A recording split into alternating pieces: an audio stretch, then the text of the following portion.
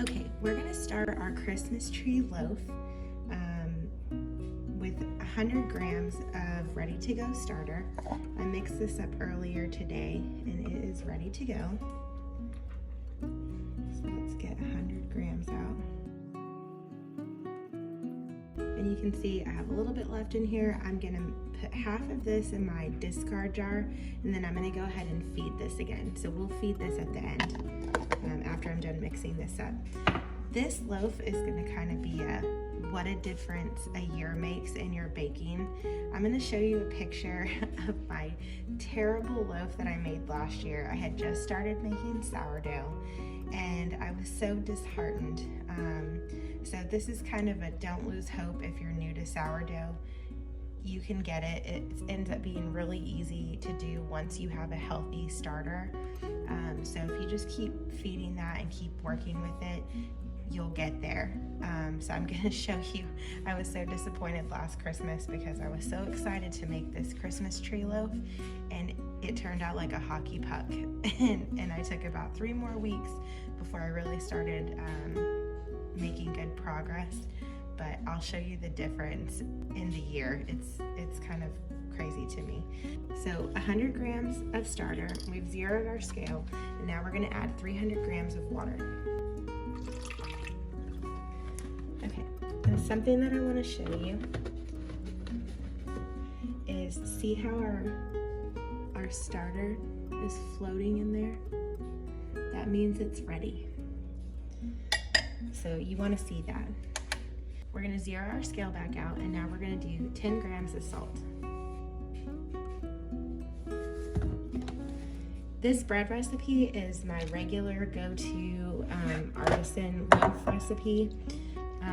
So you can put any add-ins you want into this. You can score it pretty, or you can just make a regular old loaf.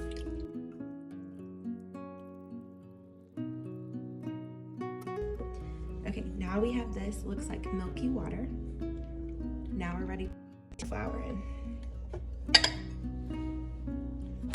Let's zero our scale, and we're gonna add 500 grams of flour.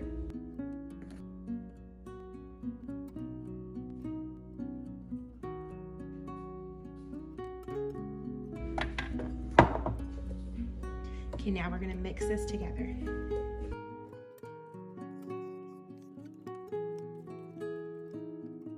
Okay, we're gonna give this a little bit of a knead now that it's come together. Not too much, just so that it's all nice and incorporated.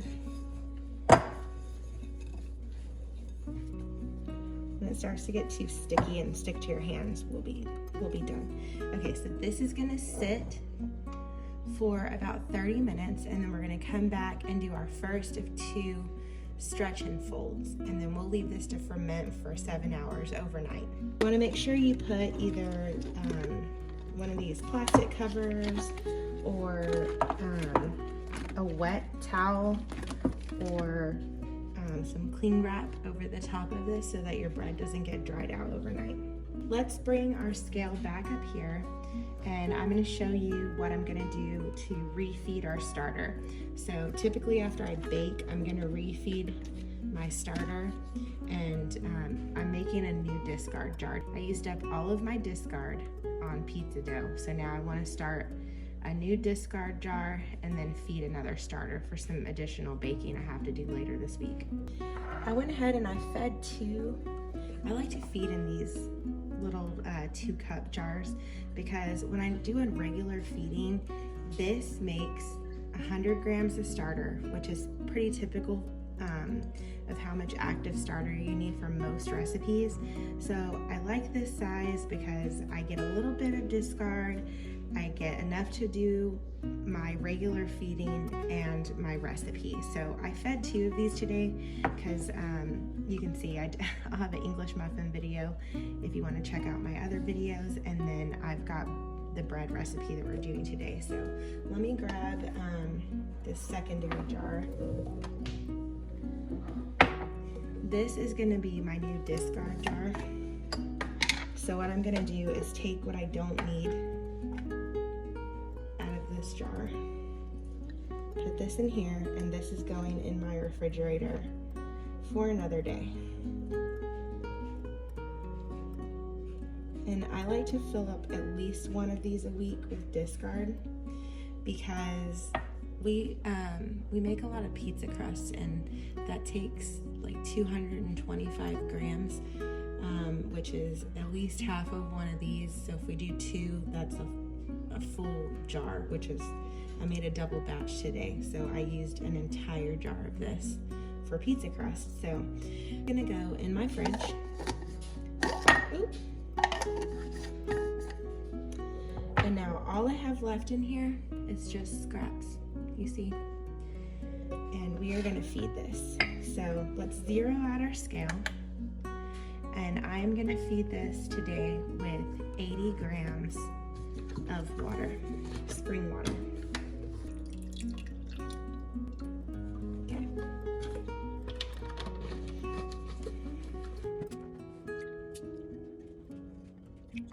Ooh, you know what? I better do 100. I forgot. I need to do another recipe too. Let me do 100 grams. I want this jar to be all the way full, hopefully. Okay. So we're gonna make this into milky water. Now we're gonna add 100 grams of unbleached all-purpose flour.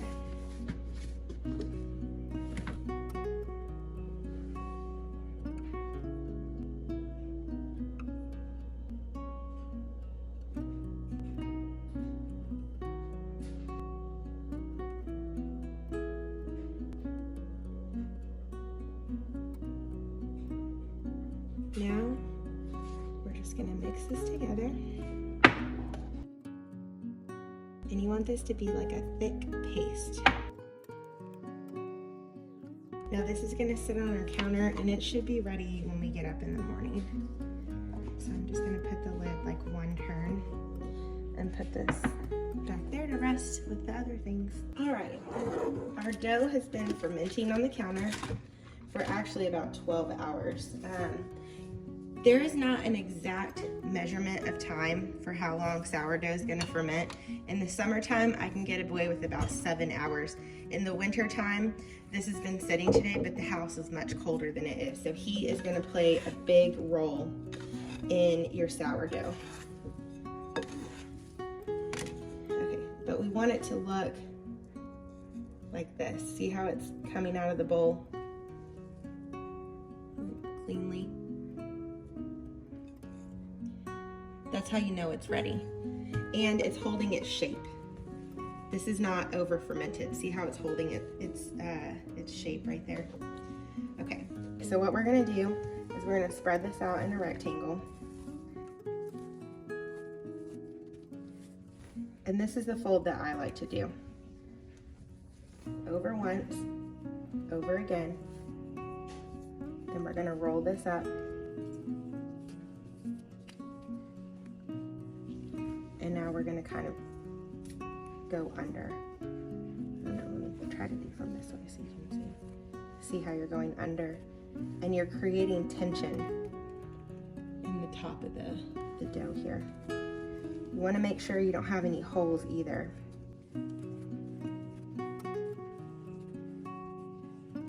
Also be careful you don't rip a hole in the top, so just be gentle.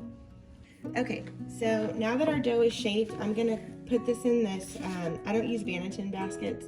I just use a colander from the Dollar Tree, and I use flour sack towels. So we're gonna put this flour sack towel down in here, and then I take a little flour, and we're gonna sprinkle that around. Careful it's not too heavy in one spot, and then we'll make a mess. So.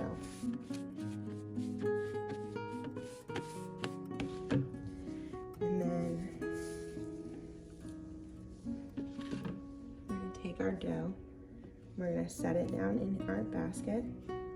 Make sure you don't have any holes on the bottom. I'm going to dust this with a little bit of flour on the top so it doesn't stick. And now I'm going to wrap this up just just like this. And this is gonna go in my refrigerator. You can refrigerate this for anywhere from 24 to up to 72 hours before you're ready to take this out to bake. Now we've taken our dough out of the refrigerator. It's been cold fermenting for 48 hours, and we're going to start our score. So with our bread lame, these first several cuts that we're going to do to make our trees are going to be deeper than our cuts that we're going to do with our scissors, where we're going to nip for our branches on our tree. Now we're going to take our scissors and we're going to just nip the ends, and this is going to make the Christmas tree branches on our tree. We're going to repeat this on all of the branches, and then we'll use our bread lame one more time to make sure that our trees are completely separated from one another on our deep cuts. And then this is going to be ready to go in our preheated Dutch oven at 450 degrees.